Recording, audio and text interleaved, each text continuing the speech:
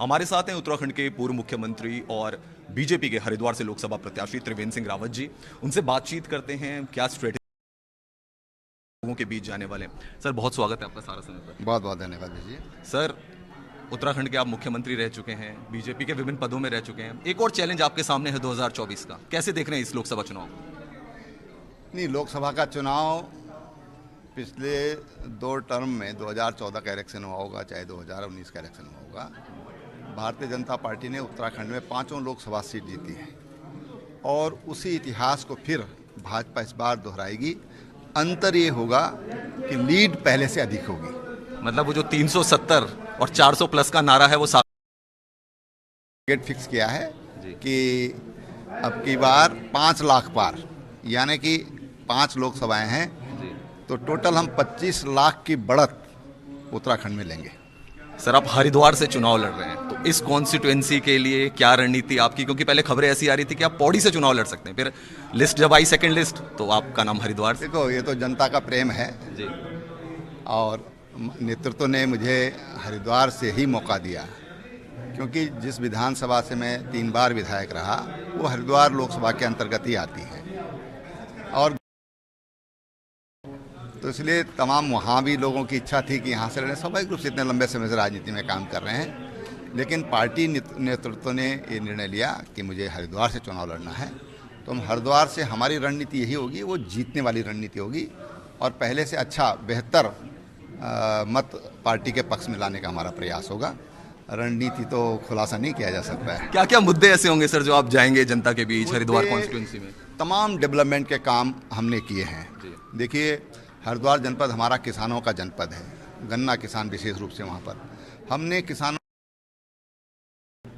ये मुख्यमंत्री रहते ब्याज मुक्त दिया, समूहों को 5 लाख रुपए तक का ऋण ब्याज मुक्त दिया, जो कि देश में और कहीं नहीं है। इकबालपुर शुगर मिल है, वो बंदी की कगार पर थी। 36 करोड़ रुपया गवर्नमेंट की गारंटी पर हमने वहाँ के किसानों को दिया, उस फैक्ट्री मालिक को दिया, और ये समझौता किया कि जो भी इससे इनकम होगी उसका 80% सीधा किसानों के खातों में जाएगा। 22,500 किसान, जिसमें मैक्सिमम उत्तराखंड के हैं लगभग 20,000, और 2,500 उसमें हरियाणा के भी किसान थे जो वहाँ पर अपना गन्ना सप्लाई करते थे। उन किसानों को हमने फ़ायदा पहुँचाया है। वहाँ पर कुंभ के दौरान बहुत बेहतर डेवलपमेंट हुआ, सड़कों का बहुत बेहतरीन विकास हुआ। हरिद्वार ज़िले में ही एक मेडिकल कॉलेज जो कि लगभग अब तैयारी पर है, वो हमने वहाँ पर बनाया। तो तमाम ऐसे डेवलपमेंट के काम हमने वहाँ पर, सिटीज़ में उनके सौंदर्यकरण का काम, ऐसे वहाँ पर जो बेसिक इंफ्रास्ट्रक्चर चाहिए डेवलपमेंट के लिए, वो हमने वहाँ पर विकसित किया है। और एक लोगों से बहुत ग्राउंड तक हमारा सीधा वहाँ पर संबंध रहा है। यूसीसी के लिए राष्ट्रपति ने भी अब हस्ताक्षर कर दिए हैं, तो यूसीसी आपको लग रहा है एक मुद्दा रहेगा उत्तराखंड के चुनाव में, खासकर लोकसभा के जो चुनाव? मैं समझता हूँ कि इसको चुनाव की दृष्टि से नहीं देखा जाना चाहिए, क्योंकि यूसीसी भारतीय जनसंघ के समय से ही पार्टी का एक मुख्य मुद्दा रहा है। 370 ये पार्टी का एक मुख्य मुद्दा रहा है। राम जन्मभूमि पर भव्य राम मंदिर का निर्माण, ये हमारा शुरू से मुद्दा रहा है, और इसलिए इसको जो लोग पॉलिटिकल उस पर देखते हैं, उस पर नहीं देखना चाहिए। लेकिन हाँ, यूसीसी से जो सबसे बड़ा फ़ायदा होगा वो मुस्लिम महिलाओं को होगा, जो हलाला का शिकार होती, जो 3 तलाक का शिकार होती थी। तमाम उनके जो मौलिक अधिकार हैं उनका हनन होता था। उससे जो हमारी मुस्लिम महिलाएं हैं वो सशक्त होंगी, और एक महिलाओं में, सभी महिलाओं में एक नई जागृति उसके माध्यम से आएगी। सर, सीए लागू हुआ है और उसको लेकर कांग्रेस की तरफ से भी कई आरोप किए जा रहे हैं कि टाइमिंग को लेकर सवाल उठा रहे हैं। ममता बनर्जी ने भी सवाल उठाया है, आप क्या कहेंगे इसको लेकर? अब देखिए, 2019 में एक्ट बना, उसके बाद मार्च में कोरोना भारत में प्रवेश कर गया। 2-2.5 साल हमारा उसमें टॉप प्रायोरिटी जो थी वो देश को कोरोना से बचाना था। लोग जो मौत के मुहाने की तरफ जा रहे थे उससे बचाना था। तो स्वाभाविक रूप से थोड़ा विलम्ब हुआ है।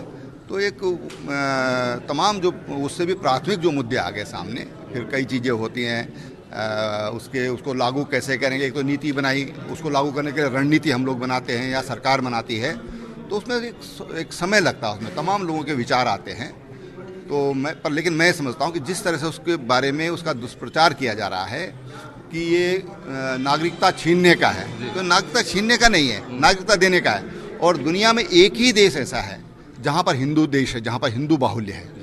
और जो हिंदू दुनिया के देशों में, आज पाकिस्तान में देखें कितने हिंदू रह गए हैं, अफगानिस्तान की क्या स्थिति है, बांग्लादेश की स्थिति क्या है, तमाम देशों में हिंदुओं के साथ जो व्यवहार हो रहा है या माइनॉरिटीज़ के साथ जो व्यवहार हो रहा है, चाहे ईसाई हों, चाहे सिख हों, चाहे पारसी हों, पारसी तो दुनिया में रह ही नहीं गए हैं, भारत में ही हैं। और इसलिए भारत की हमेशा एक विश्व बंधुत्व की कल्पना रही है। आज उन बिछड़े हुए भाई जो अपने आप को असहाय महसूस करते हैं, जो वर्षों से भारत में रह रहे हैं लेकिन उनको नागरिकता नहीं है, मत का अधिकार नहीं है, वो यहाँ के लिए अपना योगदान कर रहे हैं, आज उनको मुख्य धारा में सम्मिलित करने के लिए नागरिकता देने का काम सरकार ने किया है। उसके लिए माननीय गृह मंत्री जी का, माननीय मोदी जी का सराहना होनी चाहिए। आखिरी सवाल सर मेरा आपसे कि आप हरिद्वार से चुनाव लड़ रहे हैं, कांग्रेस वहां भी प्रत्याशी डिसाइड नहीं कर पाई है। पहले खबर आ रही थी कि हरीश रावत जी चुनाव लड़ेंगे, अब वो कह रहे हैं मैं अनफिट हूं, शायद ना खेल पाऊं, मेरे बेटे को टिकट देना चाहिए, ऐसी भी खबरें आ रही हैं। अब कांग्रेस तो वंशवादी पार्टी है और उसी का परिणाम उत्तराखंड में भी है। लेकिन सच बात है कि कांग्रेस की स्थिति उत्तराखंड में खोल दें तो 24 घंटे के अंदर खाली हो जाएगी कांग्रेस उत्तराखंड में, तो हताश निराशा की स्थिति में है। इस बार भी 5 आउट ऑफ 5 आप कह रहे हैं उत्तराखंड? निश्चित रूप से। बहुत शुक्रिया सर हमसे बात करने के लिए। धन्यवाद। तो हमारे साथ थे उत्तराखंड के पूर्व मुख्यमंत्री त्रिवेंद्र सिंह रावत, जो कि लोकसभा के प्रत्याशी भी हैं हरिद्वार से। साफ तौर पर उनका कहना है कि बीजेपी जो है इस बार 370 का जो नारा प्रधानमंत्री ने